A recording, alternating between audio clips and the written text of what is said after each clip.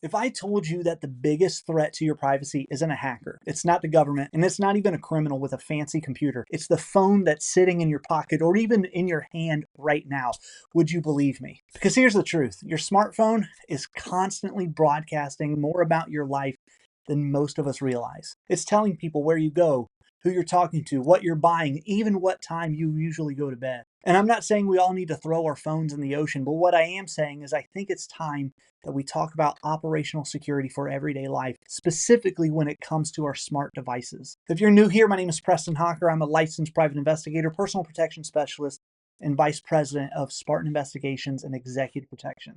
This channel exists to give you real-world security strategies that help everyday people, civilians just like yourself, protect themselves, their families, and in this case, their digital footprint. Today, we're talking about how your smartphone might be giving away more information than you think, but we're also going to tell you what you can do about it. So let's go ahead and get into this.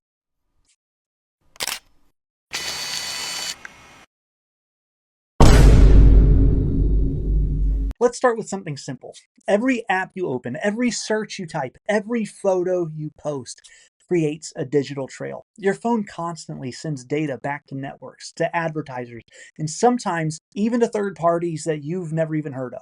Location data, contact lists, metadata inside photos, all that information can paint a picture of your daily life, of your daily routine. And for someone with the wrong intentions, whether that be a scammer, a stalker, or foreign intelligence, that's gold. In the private investigation world, we call this pattern of life analysis. It's how we find people, how we build timelines, and how we verify stories. If we can do it ethically, imagine what a criminal who is morally bankrupt could do with the same access.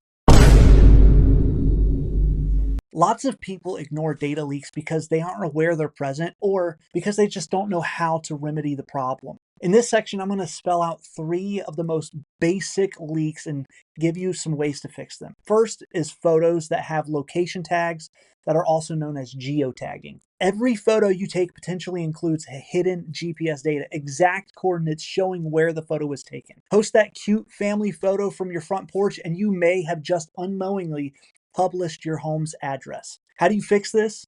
You turn off location tagging in your camera settings. And when you upload photos to social media, make sure you strip the metadata first. Second, Bluetooth and Wi-Fi are always on. When your phone's Bluetooth or Wi-Fi is constantly scanning, it's sending out a type of a handshake signal that can be tracked by nearby devices. It's how retail stores track customer movement, and it's how some people with bad intentions track targets. Here's the simple fix. If you're not using your Bluetooth or your Wi-Fi, just simply turn them off, especially in airports, hotels, or other public areas. Third on this list is oversharing on social media. Posting in real time tells the world exactly where you are and, more importantly, exactly where you're not. If you're live streaming your vacation, congratulations, you just told burglars your house is probably empty. And if you're on vacation, it's going to be empty for at least a few days. So how do you fix this one? Well, it's going to take some self-discipline, but you're going to post your social media at the end of your vacation or at the end of whatever event that you were just at. You're also going to want to avoid tagging exact locations while you're still there.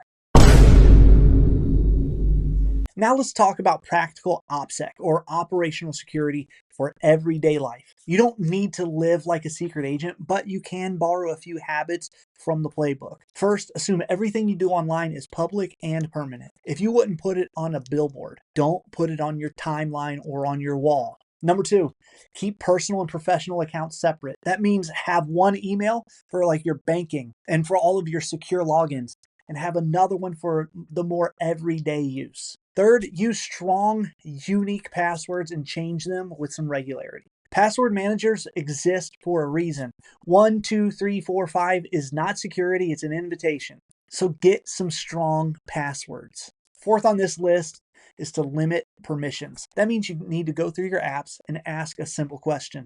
Does this app really need to know my location? If it doesn't, disable it. Simple as that. Number 5 on this list is to encrypt and to update. You want to use texting apps like Signal to send sensitive data. You want to keep your phone updated. Those updates aren't just for looks.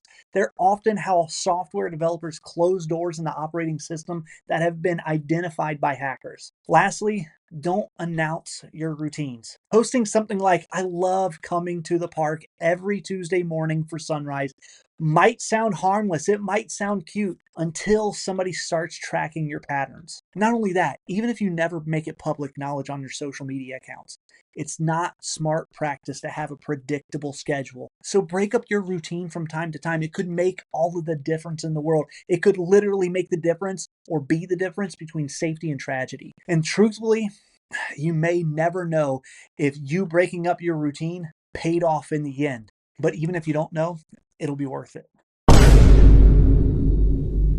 All right, here's the bottom line. Operational security isn't about paranoia, it's about being prepared. You can't control what the digital world does, but you can control what you share with it. Your smartphone is one of the most powerful tools ever created, but like any other tool, it can work for you or it can work against you. The difference comes down to awareness. So before you post, before you click, before you download that next app, ask yourself, what am I giving away? Because even if the app says it's free in dollars and cents, it's likely going to cost you something. If you found this video to be helpful, do me a favor and hit the like button, subscribe to the channel, and share this video with somebody who might need a quick wake-up call about their digital habit. And if you want to take a step further, check out my next video titled How to Protect Your Privacy While Traveling. It should be dropping in about a week. Until next time, stay sharp, stay aware. I'll see you in the next video.